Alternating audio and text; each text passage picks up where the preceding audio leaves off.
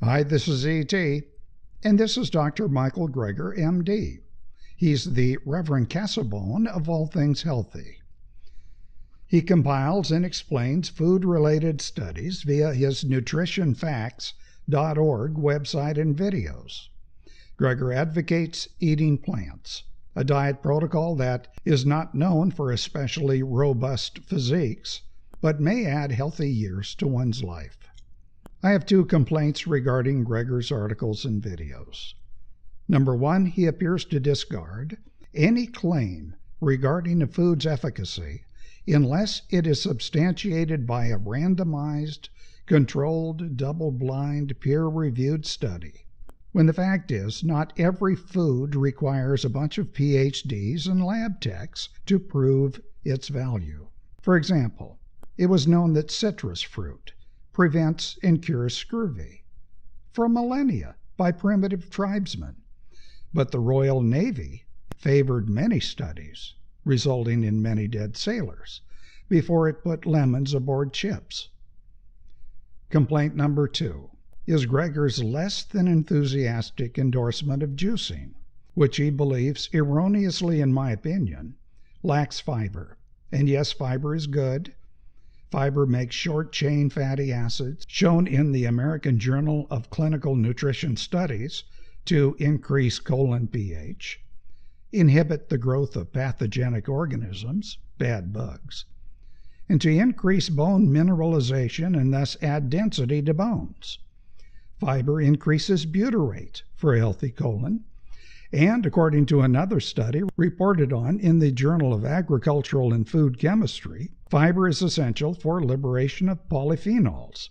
But juicing, extracting the nutritional essence from vegetables, in particular greens, has many health benefits too, something recognized by some pretty famous people. Jack LaLanne, who celebrated several post-50s birthdays by swimming from Alcatraz Island to Fisherman's Wharf in San Francisco while pulling a boatload of people. And by Jay Cortage, the juice man. By Dr. Max Gerson, who is reported to have healed Albert Schweitzer and who developed a juicing protocol for fighting cancer. Also, juices extracted from auger juicers, and they're popular among health enthusiasts, contain a lot of fiber. Here's some that I sieved from about 8 ounces, 250 milliliters of juiced greens. That's quite a lot of phenol-packed fiber. I mixed it back, by the way.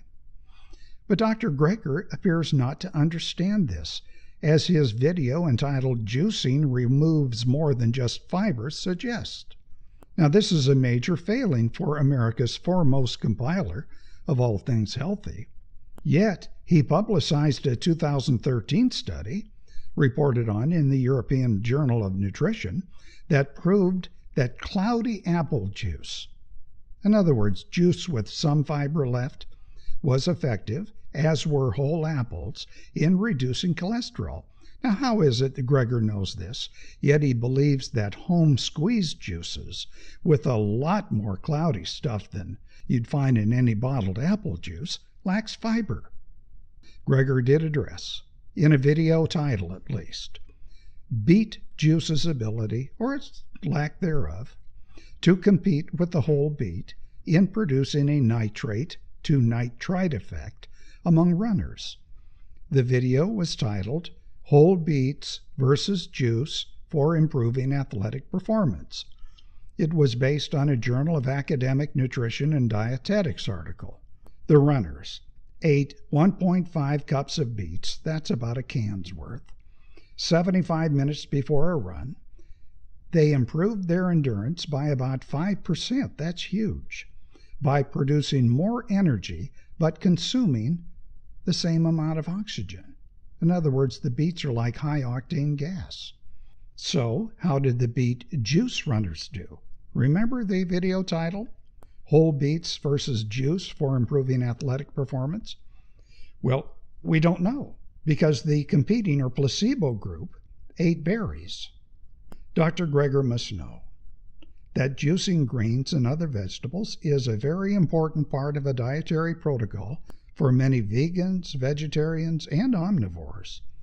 So for him to imply there was a test which never took place and then fail to address this mistake is a monumental dismissal of the concerns of his loyal viewer and reader base. This is E.T. Comment below, like or dislike, and do subscribe.